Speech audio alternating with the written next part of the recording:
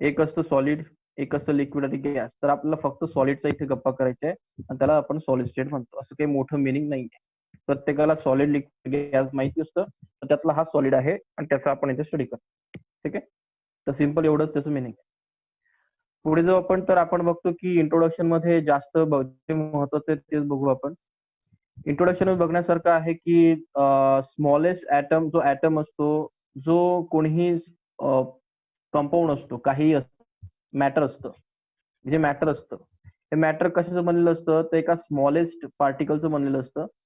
आता स्मॉलेस्ट पार्टिकलला काय म्हणतात, ऍटम म्हणतात, आयन म्हणतात, molecule म्हणतात. ठीक आहे. म्हणजे मॅटर असेल तर मॅटर कधीही केमिस्ट्री तुम्ही 5वी 6वी शिकला असाल किंवा मागच्या वर्षी 11ला शिकला असाल की matter consist of atom, ions आणि मॉलिक्युल्स. ऍटम्स एकत्र आल्यानंतर काय तयार होतात, इलेमेंट्स. ऍटम एकत्र येऊन एलिमेंट्स तयार होतात. मॉलिक्यूल एकत्र येऊन काय होतो, कंपाऊंड तयार होतो, कंपाऊंड तयार होतात. आयन्स एकत्र येऊन काय तयार होतात, कंपाऊंड तयार होतात. हा आयन कंपाऊंडचा टाईप असतो. ठीक आहे. एक्झाम्पल, NaCl हे काय असतात, आयन असतात. Na+Cl- हे आयन असतात आणि ते कंपाऊंड तयार करतात. त्या कंपाऊंडला आपण कॉमन सॉल्ट म्हणतो. म्हणजे ऍटम आणि मॉलिक्यूल हे सेमच कॉम्बिनेशन असतं. आणि थोडं ऍटम हा वेगळा असतो. ऍटम म्हणजे कसा की इलेमेंट. इलेमेंट म्हणजे कसा, तुमच्या घरामध्ये एक लोखंडाचा रॉड आहे. ठीक आहे. लोखंडाची सळई आहे. तर ऍटम फक्त लोखंडाचे असतात ना. का असं असतं की सर तिथे आमच्याकडे त्याच्यामध्ये थोडं सोनंही आहे, त्याच्यामध्ये सर थोडंसं सोडियम क्लोराईड आहे, असं काही असतं का? नाही. ऍटम लोखंडाचा रॉड म्हणजे त्यामध्ये फक्त लोखंडाचे ऍटम असतात. पण मी जेव्हा म्हणतो सोडियम क्लोराईड, तर त्याच्यामध्ये काय असतं, सोडियमचे ऍटम असतात आणि क्लोरीनचे ऍटम असतात. तर त्याला कंपाऊंड म्हणतात. Compound is a nothing but the combination of than one atom. आणि element is a combination of only single atom of same same. Okay. म्हणजे एक आयन म्हटलं तर त्याच्यामध्ये सर्व ऍटम सेमच असणार आहे. त्याचं व्हरायटी नसते. का असते? म्हणजे तुमच्याकडे सोन्याची एक चेन आहे ना, तुम्ही त्याच्यात असं म्हणता का सर याच्यात थोडंसं लोखंडही आहे, आयन आहे सर याच्यामध्ये? नाही. तर जे प्युअर म्हणजे तुम्ही जेव्हा सिल्वर म्हणता किंवा गोल्ड म्हणता, तर तुम्हाला तिथे माहिती असतं की यातला प्रत्येक ऍटम हा सिल्वरचा आहे किंवा गोल्डचा आहे. कळलं? तर केमिस्ट्रीमध्ये मॅटर जे असतं, ते मॅटर जे असतं त्याच्यामध्ये मॅटरचे 3 टाइप्स असतात मोस्टली, जे की तुम्ही मागच्या वर्षी बघितले असेल मध्ये. मॅटरचा तयार होतो इलेमेंट, मॅटरचा तयार होतो कंपाऊंड. इलेमेंट म्हणजे किती असतात, 118 एलिमेंट्स आपल्याकडे आहेत. जसं सिल्वर आहे, गोल्ड आहे, Fe आहे, ऑक्सिजन आहे. These are element. आपल्या केमिस्ट्रीमध्ये पूर्ण जग जे आहे ना आपलं, वर्ल्ड, वर्ल्ड म्हणजे जाऊ द्या, अर्थ झाला पूर्ण, अर्थ होता बाहेरच्या, अर्थच्या बाहेर आपल्याला एवढं माहिती. अर्थ मध्ये जेवढेही आपल्याला इलिमेंट 118 आहे. पिरियड काढायचा, पिरियड टेबल इंटरनेटवर जायचं, पिरियड टेबल काढायचं, सरांना वाचून टाकायचं. हे सर्व तुमच्या घरामध्ये तुम्ही स्वतः किंवा तुम्हाला जे डोळ्याने दिसत आहे ते सर्व ह्या एवढ्या एलिमेंट पासून बनलेलं आहे. तुम्ही असाल, तुमच्या हातातला मोबाईल असेल किंवा तुम्ही काही तुमच्या हातात काही चष्मा असेल, काय जे काय तुमच्याकडे असेल, चप्पल काय, सर्व सर्व ह्या 118 पासून बनलेलं आहे. आणि जेव्हा ह्या 180 पासून हे ऍटम्स एकत्र येतात, जसं की H2O म्हणजे H+O, त्याला आपण म्हणतो कंपाऊंड. हे तुम्हाला जे दिसतंय सर्व ते कंपाऊंड आहे. म्हणजे कसं, तुमच्या तुम्ही जेवण करताय, त्यात चपाती आहे, त्यात कार्बोहायड्रेट आहे. कार्बोहायड्रेट कशाचं कंपाऊंड आहे, ग्लुकोज. कार्बन, हायड्रोजन, ऑक्सिजन याचं तो कंपाऊंड आहे.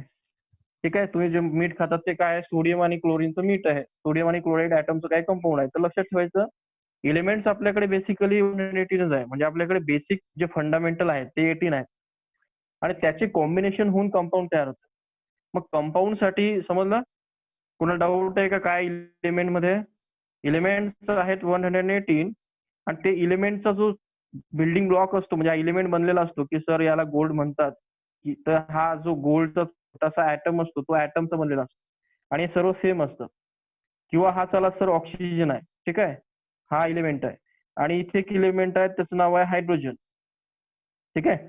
मग आता ह्या इलिमेंट काय म्हणतो आपण, this is a hydrogen element, this is oxygen element. असे आपल्याकडे 118 एलिमेंट आहे. पण काय होतं, हे हायड्रोजन, ऑक्सिजन काय करतात, एका प्रॉपर कॉम्बिनेशन मध्ये एकत्र येतात आणि काय तयार करतात, H2O. मग आता H2O ला आपण एलिमेंट म्हणू शकत नाही, कारण तो एकाच इलिमेंटची क्वालिटी काय, यामध्ये ऑक्सिजन आहे, यामध्ये सर्व हायड्रोजन आहे, याच्यामध्ये हायड्रोजन प्लस ऑक्सिजन आहे. याला म्हणतात कंपाऊंड. मग कंपाऊंडचा बेसिक छोटासा ब्लॉक कोण असतो, मॉलिक्यूल असतो. वॉटर मॉलिक्यूल म्हणतात. वॉटरचा ऍटम कधी ऐकलंय का तुम्ही? कुणी आहे का तुम्हाला पुस्तकात लिहिलेलं? सर H2O हा वॉटर मॉलिक्यूल, वॉटरचा ऍटम असतो. सर अटकते खूप. अटकताय का? ठीक आहे. काहीतरी इथे एरर येतोय.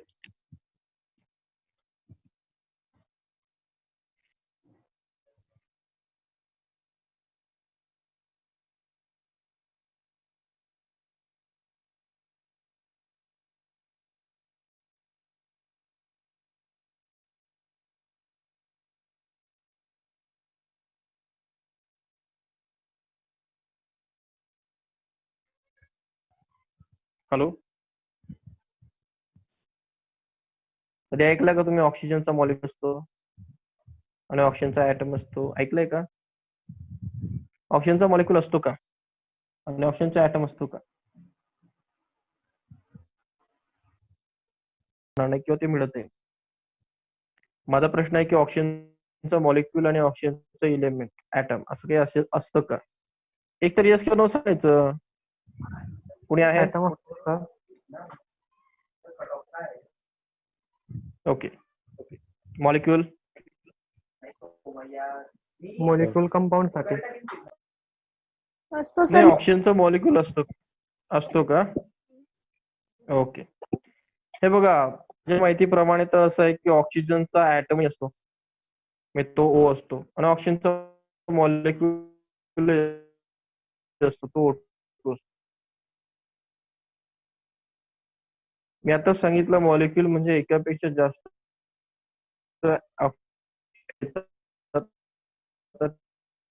आवाज अटकतोय सर. त्याचं काय तर तुला पण ठीक आहे. आता येतोय आता ना, आपण त्याच्यावरती आता कंटिन्यू करू. आता आपण प्रॉपर प्लेसला आलोय मी, तिथे आवाज कट होणार नाही. तर टॉपिक आपला चालला होता, टॉपिकचं नाव होतं सॉलिड स्टेट. आणि सॉलिड स्टेट मध्ये आपण बोलत होतो की हे मॅटर काय असतं. तर मॅटर केमिस्ट्रीमध्ये सॉलिड जे असतं ना ते मॅटर असतं. म्हणजे मॅटर सॉलिड असू शकतं ना. मॅटर हे लिक्विड असू शकतं, सॉलिड असू शकतं, गॅस असू शकतं. सॉलिड म्हणजे काय? सॉलिड म्हणजे काय? तुम्हाला जो स्टोन दिसतो तो सॉलिड असतो, गॅस म्हणजे ऑक्सिजन असतो, लिक्विड म्हणजे काय वॉटर असतो. तर मॅटर काही असू शकतं. तर आपल्याला शिकायचंय की हे जे मॅटर असतं ते हे कशाचं बनलेलं असतं. तर मॅटर बनलेलं असतं छोट्या पार्टिकलचं. त्या पार्टिकलला ऍटम म्हणू शकता तुम्ही, आयन म्हणू शकता किंवा मॉलिक्यूल. ऍटम हे बघा, this is atom, this is ion and this is molecule. हा ऍटम आहे, हा हायड्रोजनचा ऍटम आहे, हा हायड्रोजनचा आयन आहे आणि हायड्रोजनचा मॉलिक्यूल. हायड्रोजनचा मॉलिक्यूल असाही असतो. हा कंपाऊंड, हा हायड्रोजनचा मॉलिक्यूल आहे, हा कंपाऊंड, हाही कंपाऊंड. समजलं? तर हायड्रोजन ऍटम फॉर्म मध्ये असतो, आयन फॉर्म मध्ये असतो, मॉलिक्यूल फॉर्म मध्ये असतो. तर अशा प्रकारे याला म्हणतो आपण मॉलिक्युल्स, ऍटम्स. एवढंच आहे. तर आपल्याला सॉलिड बद्दल शिकायचं, तुम्ही ऍक्च्युली शिकला असाल सॉलिड असतं म्हणजे हार्ड असतं. पण आपल्याला इथे थोडं वेगळं शिकायचं की सॉलिडचे दोन टाइप्स असतात. एक असतं क्रिस्टलाइन सॉलिड आणि एक असतं अमॉर्फस सॉलिड. मागच्याच बोर्डला प्रश्न विचारला गेला होता क्रिस्टलाइन आणि अमॉर्फस मध्ये डिफरन्स काय. तर ते आपण पुढे बघू. आता पाठ करायचं क्रिस्टलाइन आणि अमॉर्फस. आपल्या पुढे चॅप्टरच आहे क्रिस्टलाइन अमॉर्फस. तर आपण स्टार्ट करतोय आता पहिला टॉपिक जो म्हणजे क्रिस्टलाइन सॉलिड. ठीक आहे. तर क्रिस्टलाइन सॉलिड मध्ये एक महत्त्वाच्या प्रॉपर्टी बघू आता. क्रिस्टलाइन सॉलिड काय असतं? सॉलिड समजताना सॉलिड म्हणजे डोक्यात ठेवायचं की अशा प्रकारच्या गोष्टीला सॉलिड म्हणतात आणि ज्याची शेप चेंज होत नाही त्याला म्हणतात सॉलिड. तर सॉलिड मध्ये जो क्रिस्टलाइन सॉलिड आपण लर्न करतो त्याच्या काही गोष्टी असतात, त्याला आपण म्हणतो. हे पेपरमध्ये यायचं. पहिलं आहे there is a regularity and periodicity in arrangement of particle. म्हणजे त्यांच्यामध्ये रेग्युलरिटी असते, त्यांचे पार्टिकल असे एकदम युनिफॉर्म असतात आणि पिरियोडिक असतात. पिरियोडिक म्हणजे एकानंतर एक असे अरेंज झालेले असतात. ठीक आहे. पिरियोडिक म्हणजे पुन्हा पुन्हा, आणि रेग्युलर म्हणजे एकदम रेग्युलर मॅनर मध्ये असतात. तर पिरियोडिक म्हणजे कसं, आता हा एक सोडियमचा आहे, हा क्लोरीनचा आहे, सोडियमचा आहे. पिरियोडिक समजतं ना. पिरियोडिक म्हणजे एकानंतर एक, जसं सोडियम, सोडियम, क्लोरीन, क्लोरीन, याला म्हणतात पिरियोडिक. याला काय म्हणतात? पिरियोडिक. रेग्युलर म्हणजे एकदम रेग्युलर. तर मिठालाही आपण सॉलिडच म्हणतो का लिक्विड म्हणतो तुम्ही? तुम्ही मिठाला हातात घेतलं, बरोबर ना? आपलं बारीक केलेलं रस केलं नाही, थोडं जाडं मीठ, तर त्याला तुम्ही लिक्विड म्हणणार का? नाही, सॉलिड. गॅस तर काही म्हणू शकत नाही, एवढं तर आपण मूर्ख नाही. तर तो सॉलिडच असतो. मग तो क्रिस्टल असतो. क्रिस्टलला तुम्हाला माहिती, क्रिस्टल असे असतात, चांगले स्ट्रॉंग असतात. त्यांच्यामध्ये रेग्युलर असं एकदम रेग्युलॅरिटी आणि पिरियोडिसिटी असते. कशाची? ऍटम्स. पार्टिकल्स म्हणजे काय लक्षात घ्यायचं? ऍटम्स. तर पार्टिकल्स, आता पार्टिकल शब्द का वापरतोय? कारण पुस्तकाने आधीच सांगितलं, पार्टिकल म्हणजे ऍटम असू शकतो, आयन असू शकतो किंवा मॉलिक्युल असू शकतो. तुम्हाला पुस्तकाने आधीच सांगितलं म्हणून तो आता पार्टिकल यूज करतो. कळालं ना? पुस्तक बनवणारा हुशार आहे तो, त्याला माहिती आहे की ते ऍटम वगैरे वापरण्याऐवजी काय वापरून टाकायचं? Particle. He the order arrangement आपण हे माहिती की ही एवढं लक्षात ठेवायचं. त्याच्यामध्ये रेग्युलर आणि पिरियोडिक काय असतं? पार्टिकलचं चांगलं अरेंजमेंट असतं आणि ते अरेंजमेंट भरपूर लॉंग रेंजमध्ये असतं, म्हणजे भरपूर मोठ्या चेन असतं. तर बघू आता आपण की अजून काय असतं. Crystalline solid have sharp melting point and boiling point. हे जे क्रिस्टल असतात ना सॉलिडचे, त्यांचा मेल्टिंग पॉईंट एकदम शार्प असतो. पुन्हा लक्षात घ्या, मेल्टिंग पॉईंट आणि बॉइलिंग पॉईंट यामध्ये फरक असतो. मेल्टिंग पॉईंट म्हणजे काय? एक सॉलिड आहे, तो लिक्विड होईल, त्याला मेल्टिंग पॉईंट म्हणतात. बॉइलिंग पॉईंट म्हणजे एक लिक्विड गॅस होईल, त्याला बॉइलिंग पॉईंट म्हणतात. क्लिअर आहे ना एवढं? यात काय डाऊट आहे? मेल्टिंग पॉईंट म्हणजे सॉलिड टू लिक्विड ज्या टेम्परेचरला होतं त्या टेम्परेचरला म्हणायचं मेल्टिंग पॉईंट. बॉइलिंग पॉईंट म्हणजे ज्या टेम्परेचरला लिक्विड गॅस व्हायला लागतं त्याला म्हणायचं बॉइलिंग पॉईंट. तर बॉइलिंग पॉईंट हे व्हॅरी करतं. आपण केमिस्ट्रीमध्ये बॉइलिंग पॉईंटच्या जास्त गप्पा करत नाही. आपण सॉलिड बद्दल जेव्हा गप्पा करतो लक्षात ठेवायचं, सॉलिड साठी मेल्टिंग पॉईंट हा महत्वाचा असतो आणि जे लिक्विड किंवा गॅस लिक्विड असतात त्यांच्यासाठी बॉइलिंग पॉईंट महत्वाचा असतो. ते केमिस्ट्री तुम्ही जसं नॉलेज वाढत तसं समजेल. आता लक्षात ठेवा की सॉलिड साठी मेल्टिंग पॉईंट हा महत्वाचा असतो, तो शार्प असतो. एक्झॅक्ट म्हणजे एक सोडियम क्लोराईड आहे, त्याचा मेल्टिंग पॉईंट जो आहे तो 2000 असणार, तो एक्झॅक्ट 2000 असणार, तो चेंज होत जाणार नाही. कळालं? आहेत का रे भाऊ? हो सर. हो सर आहे. तर पहिला पॉईंट घ्यायचं की ते रेग्युलर आणि पिरियोडिक असतात. हे शब्द पाठ करायचे. त्याचा मेल्टिंग पॉईंट स्टँडर्ड असतो, फिक्स असतो. नंतरचा point, all crystalline substance except having cubic structure are anisotropic. आता हे ॲनिसोट्रॉपिक एक प्रॉपर्टी असतं. एक्सेप्ट लक्षात ठेवायचं. क्युबिक समजतं ना, याला क्यूब म्हणतात. हे तर असं काढता आलं पाहिजे, याला क्यूब म्हणतात, बरोबर आहे ना? हा क्यूब आहे ना. सर इंजिनियर झाल्यावर तुम्हाला क्यूब काढणं काय, तुम्ही सर्व डायग्राम फटाफट काढतात, ते लगेच समजतं क्यूब कसा असतो. आता तुम्हाला जर क्यूब सांगितलं ना, तुम्ही कसं काढणार? तुम्हाला वेळ लागणार. पण इंजिनियर काय करतो माहितीये का? लगेच त्याला पार्ट असतं, दिस इज अ क्यूब, तो लगेच सांगतो चला क्यूब वरती काय काढायचं सांगा, पेंटागॉन. तर क्युबिक ज्यांचे स्ट्रक्चर आहेत ते सोडून सर्व जे क्रिस्टलाइन सॉलिड असतात ते ॲनिसोट्रॉपिक असतात. एक्सेप्शन लक्षात ठेवायचं नीटवाल्यांनी, क्युबिक सोडून. आता ॲनिसोट्रॉपिक प्रॉपर्टी काय असते? In other word, the properties like refractive index, physics काय आहे? Physics, thermal physics, heat, refractive index, electrical conductivity, electricity, physics, या सर्व प्रॉपर्टी काय असतात? ऑल डिरेक्शनला काय असतात? डिफरंट असतात. काय सांगतोय बघा, हे क्रिस्टलाइन जे सॉलिड असतात यांच्यामध्ये वेगवेगळ्या डायरेक्शनला त्यांच्या वेगवेगळ्या प्रॉपर्टी चेंज होतात. कोणत्या property? Refractive index, electrical conductivity and thermal conductivity. आता थर्मल कंडक्टिव्हिटी समजतं आपल्याला, हीट त्यातनं पास होते. इलेक्ट्रिकल कंडक्टिव्हिटी समजतं, त्यातनं करंट पास व्हायला पाहिजे. रिफ्रॅक्टिव्ह इंडेक्स काय असतं बाबा? फिजिक्स आहे ना, 11वीतही असतो, 10वीतही असतो. 10वीतही रिफ्रॅक्टिव्ह इंडेक्स असतो ना. इकडे 10वी वाले कोण आहे?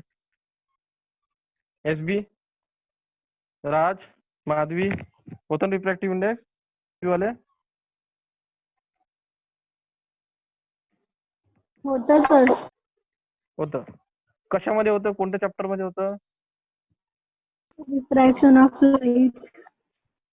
हा, रिफ्लेक्शन ऑफ लाईट. पण कोणाशी रिलेटेड होते? म्हणजे हीटशी रिलेटेड होतं का, लाईटशी होतं का, इलेक्ट्रिकशी होतं? मिररिंगशी होतं सर ते. कशासोबत? मिररिंग सोबत आणि ते लाईट रेज मिररला अटॅक होतात त्याच्याबद्दल ओके होतं ते. Mirror. Okay okay okay. Mirror सोबत होतं लाईट. शेवटी मला म्हणायचं आहे की हीट म्हणजे हा this is a heat, thermal conductivity. Electrical म्हणजे इलेक्ट्रिसिटी, इलेक्ट्रिकल कंडक्टिव्हिटी, आणि रिफ्रॅक्टिव्ह इंडेक्स म्हणजे लाईट. ह्या महत्वाच्या एनर्जीज आहेत. Light energy, heat energy, electric energy. कोणताही सबस्टन्स मधनं जर लाईट पास होत असेल तर त्याचा रिफ्रॅक्टिव्ह इंडेक्स काढला जातो. त्याचे रिफ्रॅक्टिव्ह इंडेक्स सांगतो. थर्मल कंडक्टिव्हिटी सांगते की त्यातनं हीट कशी पास होते. त्यातनं इलेक्ट्रिकल कंडक्टिव्हिटी हे सांगते की त्याच्यातनं करंट कसं पास होतं. म्हणजे कोणताही सॉलिड असेल, आपण एका सॉलिडचा अभ्यास करतोय. आपल्याकडे एक क्रिस्टल आहे सोडियम क्लोराईडचा, एक खडा घेतलाय तुम्ही, आणि आपण मग सर्वच अभ्यास करतो ना. आपण हे बघतोय की तो चांगला दिसतो, त्याच्यात ऍटम चांगल्या एका प्लेसवरती ठेवलेले आहेत असं आपण सांगितलं. तो 2000 म्हणजे 2000 टेम्परेचरला मेल्ट होतो. Okay correct. अजून आपण हे सांगू शकतो ना की सायंटिस्टने हे चेक केलं की बुवा याला हा जो आहे हा सोडियम क्लोराईडचा क्रिस्टल, याला बॅटरी बसून बघू बरं काय होतं, तर इलेक्ट्रिक करंट जातो का, तर मग इलेक्ट्रिक कंडक्टिव्हिटी. त्याला इथून हीट देऊन बघितलं, इथे हीट मिळतं का, थर्मल कंडक्टिव्हिटी. इथून लाईट बॅटरी लावली, इथे काही मिळतं का. समजतं. ह्या 3 मेजर एनर्जी आपण ह्या गोष्टीत पोहोचतो. रिफ्रॅक्टिव्ह इंडेक्स हा लाईट साठी काढला जातो, थर्मल कंडक्टिव्हिटी हीट साठी असते, आणि इलेक्ट्रिकल कंडक्टिव्हिटी करंट साठी.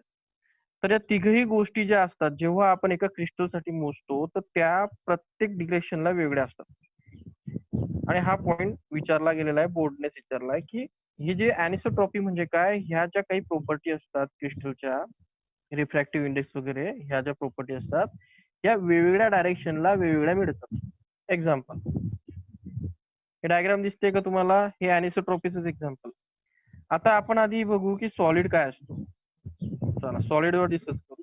हा सॉलिड आहे. सॉलिड का म्हणायचं बघा, एका डेफिनाइट पॅटर्न मध्ये बघा ऍटम ठेवलेले आहेत. बघा डॉट बरोबर ब्ल्यू मध्ये ठेवलेले आहेत, त्याच्यामध्ये व्हाईट आहेत, एकदम रेग्युलर दिसतंय ना एकदम. त्या ब्लॅक लाईन सोडून द्या.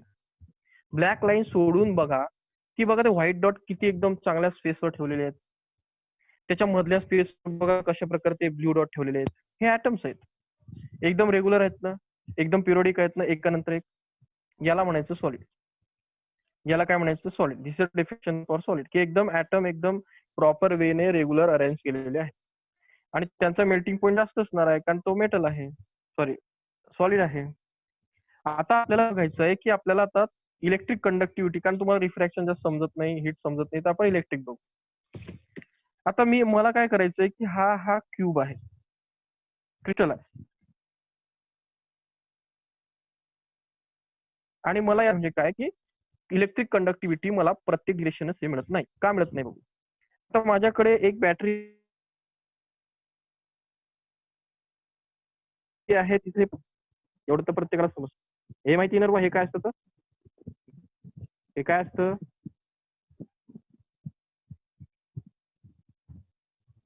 बॅटरी असतं ना ते. हॅलो, हो हा सर. सर. बॅटरी ना त्याच्यात एवढं काय, बॅटरी हे असं 10वी शिकलं नाही का तुम्ही, याला सर बॅटरी म्हणतात. एक मोठं असतं, एक छोटं, याला बॅटरी म्हणतात. सर. ठीक आहे. तर बॅटरीमध्ये आता माहिती करंट वाहणार आहे. करंट म्हणजे काय, करंट नसतो, इलेक्ट्रॉन असतात. आणि आपल्या क्रिस्टलच्या ह्या साईडला लावला एक टोक इथे आणि एक टोक इथे लावला, आणि मध्ये काय बसवलं माहितीये काय, एक एक ॲमीटर बसवलं. ॲमीटर काय करतं, ॲमीटर, व्होल्टमीटर. अरे इलेक्ट्रिक करंट कडे असतं ना ते इलेक्ट्रॉन, ते शिकवलं नाही का 10वीला तुम्ही. ॲमीटर काय असतं, व्होल्टमीटर काय असतं, गॅलॉनोमीटर काय असतं. 12 फिजिक्स मध्ये झालं असेल, शंभरे गॅलॉनोमीटर 11वीत. नाही,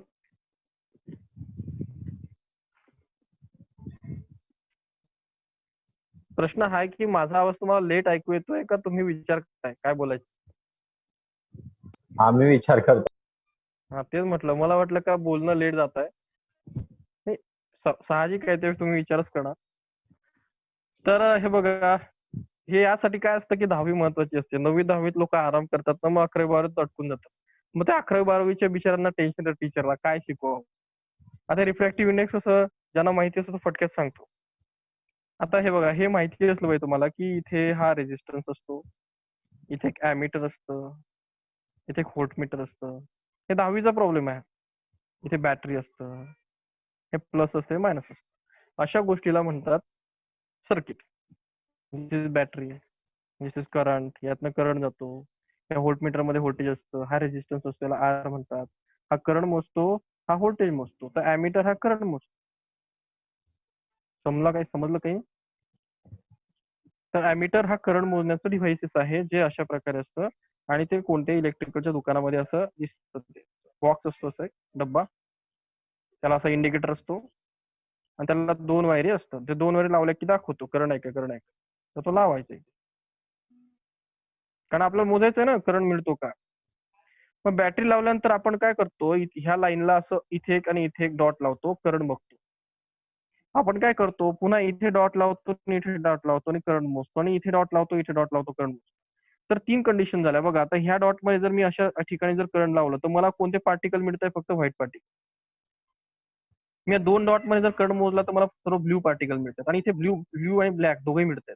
तर तिघांमधनं करंट सेम मिळेल का? करंट काय असतो माहितीये का, कशावरती डिपेंड करतो? करंट डिपेंड कशावरती करतो? कोणत्याही गोष्टीमध्ये करंट जो आहे तो किती जाणार हे कोण ठरवतं? बॅटरी ठरवते का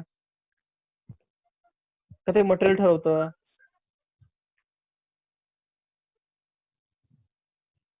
दहावीतला क्वेश्चन आहे ना, 10वीतला की 11वीतला? हे बघा, साधी गोष्ट आहे की कोणत्याही मटेरियलला करंट किती जाईल हे तिथले ऍटम ठरवतात. ते ऍटम जसे असतील त्यानुसार तिथला रेजिस्टन्स असतो. आणि ते ओहमचा लॉ असतो, V is equal to I R असतो ना लॉ, माहिती आहे ना? हो सर. हो सर, माहिती आहे. हो. त्या V is equal to I R नुसार जर तुमची बॅटरी किती स्ट्रॉंग असली, तुमची व्होल्टेजची बॅटरी 12 व्होल्टही वापरली, पण तुमचा रेजिस्टन्स जसा व्हॅरी करतो मटेरियलचा, म्हणजे मटेरियल रेजिस्टन्स म्हणजे काय, तुम्ही मटेरियल चेंज करताय तर तुमचा करंट कमी जास्त होतो. मॅथमॅटिक्स शिकताना तुम्हाला V is equal to I R. तुम्ही बॅटरी किती वापरता ते महत्त्वाचं नाहीये, तुम्ही रेजिस्टन्स, म्हणजे रेजिस्टन्स मटेरियलचा स्वतःचा असतो. ते रेजिस्टन्स कोण ठरवतो, तर हे ऍटम ठरवतात.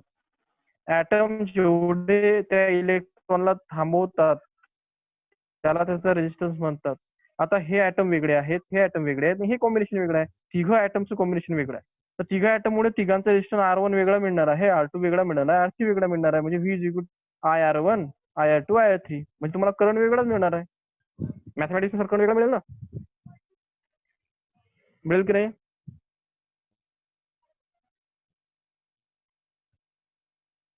हो सर. मिळेल का? प्रश्न डोक्यात जातोय का मला सांगा, मी काय सांगतोय घुसतोय का? हे कसं सांगितलं पाहिजे माहितीये का? आता हुशार टीचर काय सांगतो माहितीये का, असं नाही सांगत. आता मी हुशार टीचर झाला तर काय करायला माहितीये का, मी तुम्हाला असं शिकवलंय बघा. आपल्याकडे अॅनिसोट्रोपिक प्रॉपर्टी असते, बरोबर? अॅनिसोट्रोपिक प्रॉपर्टी म्हणजे काय, तो असं म्हणणार, हे बघा हा क्रिस्टल आहे आणि या क्रिस्टल मध्ये तुम्ही इथून इथे करंट मोजा, तुम्हाला करंट वेगळा मिळेल, इथून वेगळा मिळेल. म्हणजे तुम्ही करंट कुठूनही मोजा तो वेगळा मिळेल. ह्या प्रॉपर्टीला अॅनिसोट्रोपिक प्रॉपर्टी म्हणतात. क्रिस्टल मधनं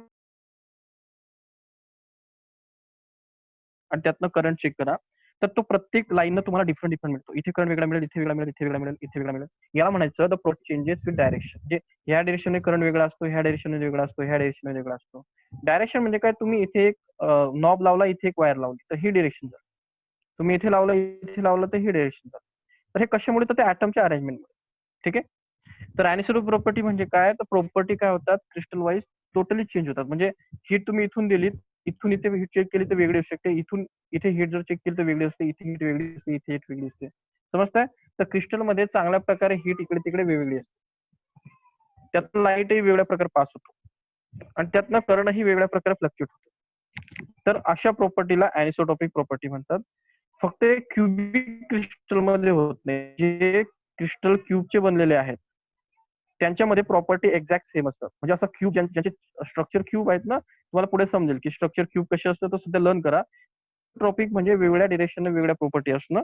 आणि हा प्रश्न विचारलेला आहे कोणी, बोर्डने, की what is mean by anisotropic property. The anisotropic property means some properties like refractive index, thermal conductivity, electric conductivity varies with direction in the crystalline solid. This type of property called as anisotropic property. Example काय crystalline सॉलिडचे काय आता सांगितलं तुम्हाला. Solid जे दिसेल ते ice, salt, NaCl, metal, sodium, copper, gold, material, diamond are the example of crystalline solid. सर्वांचेच क्रिस्टल असतात ना, आईसचा क्रिस्टल नसतो काय, सॉल्टचा असतो, मिठाचा असतो, कॉपरचा असतो, ग्राफाईटचा असतो, सिरॅमिकचा असतो, डायमंड असतो. हे सर्व मेटल सॉलिड आहेत. कोण नाही ते सांगा मला. आपल्याला फक्त एवढंच माहिती आहे सॉलिड म्हणजे काय. तुम्हाला माहिती आहे सॉलिड म्हणजे तुम्ही काय विचार करता, सॉलिड म्हणजे फक्त आपलं मेटल असं वाटतं तुम्हाला, बरोबर ना. डेफिनेशन काय असते मुलांची माहिती आहे का सॉलिडची. सॉलिड म्हणजे कोण मेटल बस. गोल्ड, कॉपर, सिल्वर हे आपले मेटल, याला आपण सॉलिड म्हणतो. पण हे विसरून जातो की आपल्याकडे मीठ आहे ते स्टोन आहे, तोही सॉलिड आहे. आपल्याकडे आईस आहे तोही सॉलिड आहे. आपल्याकडे डायमंड आहे तोही सॉलिड आहे, तो कार्बन आहे, तो काही आयन नाही आहे. मीठही सॉलिड आहे. तर जे काही सॉलिड असतं ते सर्व सॉलिड असतं. त्याने फक्त 3 प्रॉपर मॅनेज केलं पाहिजे. प्रॉपरली पॉईंट त्याचे एक्झॅक्ट असले पाहिजे, त्याचा मेल्टिंग पॉईंट शार्प पाहिजे आणि त्याच्या प्रॉपर्टी व्हेरी करतात, तर तो सॉलिड आहे. हा टॉपिक विचारला गेलेला आहे बोर्डला 2 मार्क्सला. तुम्ही आधी हा पॉईंट लिहिणार, हा पॉईंट लिहिणार, हा पॉईंट लिहिणार, 2 एक्झाम्पल लिहिणार, प्रश्न संपणार. This is your first question for test. तुमची पुढची टेस्ट होईल ना पुढच्या मंडेला, तर त्यातला हा पहिला क्वेश्चन असणार क्रिस्टलाइन सॉलिड. त्यातले 2 मार्क्सला हा प्रश्न असेल. कळाला, समजलं का. हो सर. पुढचा टॉपिक आहे अमॉर्फस सॉलिड. का तर सॉलिड टॉपिक होते, एक अमॉर्फस, एक क्रिस्टलाइन. क्रिस्टलाइन तर 2 मार्क्स मिळवतात, 2 मार्कला अमॉर्फसही बघावं लागेल ना. मग अमॉर्फस सॉलिड म्हणजे काय तर बघायचं. ते अमॉर्फस सॉलिडच्या आधी महत्वाच्या पॉईंट बघू, नंतर आपण डेफिनेशन बघू. हे पार्टिकल आता मागचा जो सॉलिड होता त्याचा अपोजिट आहे ना हा, क्रिस्टलाइनच्या अपोजिट आहे ना हा सॉलिडचा टाइप. मग याच्यामध्ये रॅन्डम अरेंजमेंट असते. त्यात कशी असते, रेग्युलर असते. यात कशी असणार आहे, रॅन्डम. यात मार्क्स तर उलटेच मिळवायचे ना. ते जे माहिती सॉलिड ज्याला क्रिस्टल समजतं त्याला समजलंच पाहिजे. त्यात रेग्युलर, यात रॅन्डम अरेंजमेंट, बरोबर. आता याचे जे मेल्टिंग पॉईंट असतात ते शार्प असतील का, नसतील. याचे मेल्टिंग पॉईंट शार्प नसतात. कळालं. नेक्स्ट, तो अॅनिसोट्रॉपिक होता, हा आयसोट्रॉपिक असतो. याची प्रॉपर्टी सर्व डायरेक्शनने सेम असतात. काय कळालं, संपलं. काहीच मोठं पॉईंट नाही. पॉईंट हा आहे, 4 मार्क्स मिळाले. क्रिस्टलाइन हा होता, हा अमॉर्फस होता. हा रेग्युलर होता विचार अरेंजमेंट पार्टिकलचा, हा रॅन्डम होता. याचा मेल्टिंग पॉईंट फिक्स होता, याचा फिक्स नव्हता.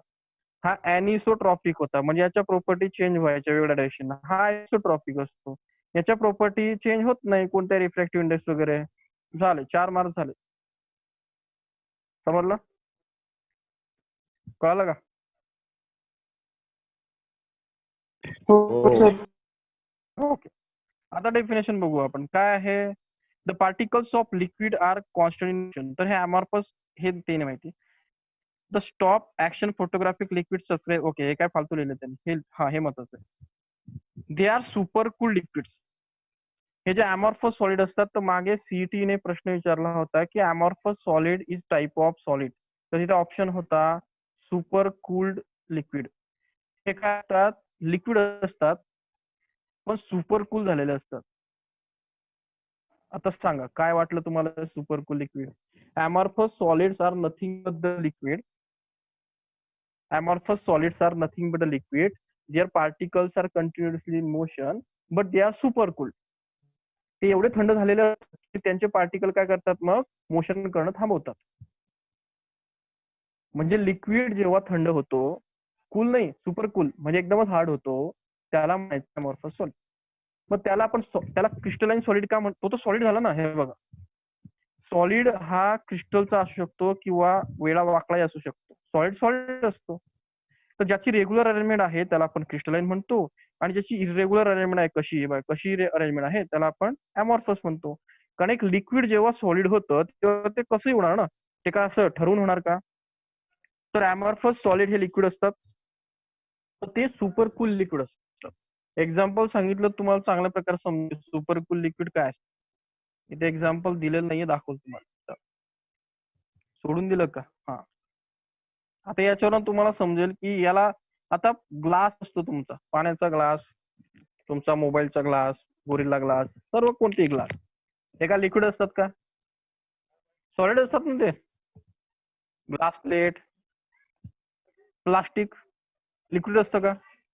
सॉलिड असतं ना, त्यावर बसतो ना आपण नाही. त्याच्यावरती. रबर सॉलिड असतं ना, टायर असतात ना, हार्ड असतात ते. तर हे जे असतात सर्व यांना आपण म्हणतो, किंवा मेटॅलिक अलॉय, मेटॅलिक मेटल ना, एक मेटल. आता तुमची गाडी चालवतात त्यात ते हँडल असतं, त्या हँडल मध्ये आयर्न असतं, कॉपर असतं, त्याच्यामध्ये आयर्न असतं, क्रोमियम असतं, निकेल असतं थोडं. मग तुम्ही काय म्हणणार ते काय लिक्विड आहे का? अरे ते किती सॉलिड असतं टन. पण ते काय असतं, अमॉर्फस असतं. फक्त काय असतं त्याच्यामध्ये प्रॉब्लेम, की त्याच्यामध्ये असं रॅन्डमनेस असतो. काय असतो रॅन्डमनेस, हे बघा तुम्हाला इथे चांगलं दिसत असेल.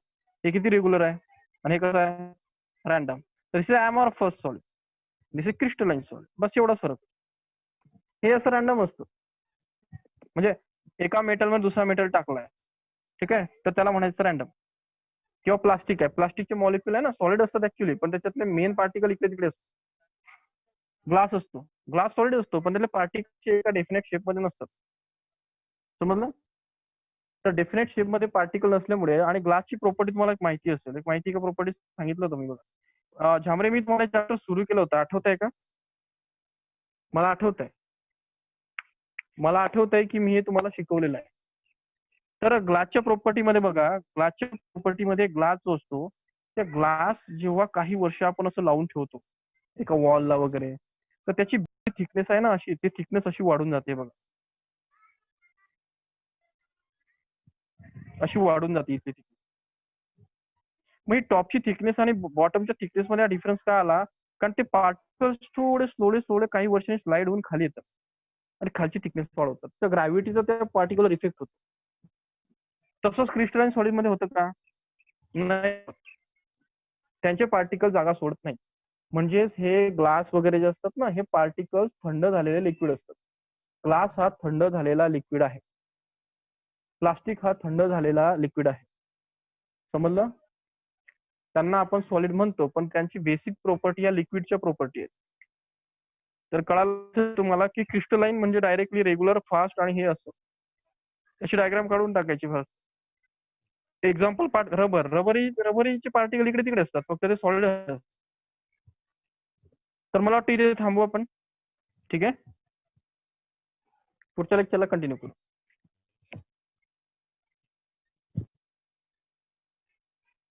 हे डाऊट आहे कोणाला? प्रश्न? नाही. आणि तुम्हाला जे दिलंय बायोलॉजीचं ते तुम्ही बघायचे. आज प्रश्न सांगितले तुम्हाला ते मला लिहून पाठवायचे. तुमची पुढची टेस्ट जी आहे ती टेस्ट वला बायोलॉजीला, मी बायोलॉजी नाही, बायोलॉजीतले जे राहिलेले प्रश्न आहेत जे की तुम्ही मागच्या टेस्ट दिले नव्हते, ते प्रश्नांवरती मी तुमची टेस्ट पुढच्या संडेला बनवणार.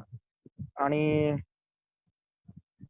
मंडेला आपण हे जे शिकतोय यातले जे 2 प्रश्न झाले त्याच्यावर, हे बघा मी जे तुम्हाला प्रश्न सांगत जाईल ते मी पुढे पुढे तुम्हाला टेस्टला विचारतो. त्यामुळे एक कामच करून टाकायचं, चांगला प्रश्न त्याला संध्याकाळी लिहून टाकायचं आणि शक्यतो मला पाठवून द्यायचं. म्हणजे मला कळतं की कोण लिहित आहे कोण लिहित नाही. म्हणजे असं वर्क ठेवायचं नाही, कारण हे प्रोसेसनं तुम्ही जात राहिलात ना, तर मला नाही वाटत की तुम्हाला आउट ऑफ घ्यायला कोणी थांबू शकतो. तुम्ही जर रिप्रोडक्शनचे 2-3दा प्रश्न वाचून टाकले ना, आता अजून लिहून टाकले ना, तुम्ही जर ते प्रश्न 25 प्रश्न 1-2दा लिहिले, तुम्हाला रिप्रोडक्शन मधला तुमचा एकही मार्क्स कोणी कट करू शकत नाही. असं जर प्रत्येक चॅप्टरला केलं, तुम्ही 80-85-90 का घेऊ शकत नाही? घेतात ना मुलं. समजलं? तर टार्गेट मोठं ठेवायचं, पण दररोज काम करायचं. चला ठीक आहे. आता हे 4 मार्क्स तुम्हाला 2-4 मार्क्सचं शिकवलं मी. हे पेपरला असं येतं, अमॉर्फस क्रिस्टलाइन. काय प्रॉब्लेम याच्यामध्ये? तरी मुलांना येत नाही. शेवटच्या दिवशी म्हणतात काय करावं सर, इम्पॉर्टंट काय करावं? आता हे किती सोपं आहे. पण ते दिवसाला खात नाही ना, ते शेवटच्या दिवशी म्हणतात सर काय करू आता, सर मला तर काही ते हे चॅप्टर करू का, ते सर ते काय वाचू सर आता मी. असं करायचं नाही. दिवसाचं खायचं, त्याच्यामध्ये चांगलं पचतं. थँक्यू.